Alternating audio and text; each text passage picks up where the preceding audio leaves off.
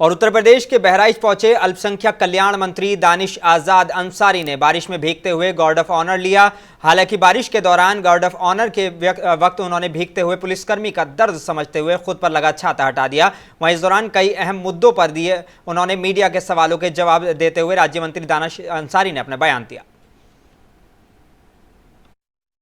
उत्तर प्रदेश की हमारी योगी सरकार हमारे अल्पसंख्यक मुस्लिम समाज के शिक्षा के लिए, उनके बेहतर भविष्य के लिए, उनके रोजगार के लिए पूरी तत्परता और ईमानदारी से काम कर रही है। निश्चित तौर पर मदरसा शिक्षा हमारे जो पिछड़े समाज के मुस्लिम समाज के भाई लोग हैं उनके तालीम के लिए मदरसा शिक्षा की बेहतर व्यवस्था होना अति आवश्यक है। हमारी योगी सरकार ये मानती है और लगातार मदरसा शिक्षा के बेहतरी के लिए हमारी योगी सरकार कदम उठा रही है।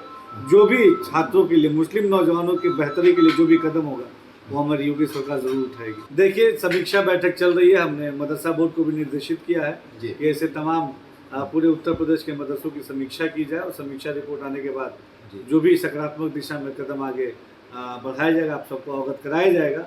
लक्ष्य ये है कि हमारे जो मुस्लिम नौजवान जो मदरसों में पढ़ता है उसको अच्छी शिक्षा, क्वालिटी ऑफ एजुकेशन हम मुहैया कराएं।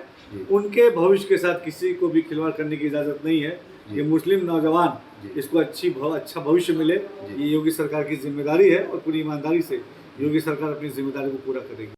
देखिए, उत्तर प्रदेश की हमारी योगी सरकार हमारे अल्पसंख्यक मुस्लिम समाज के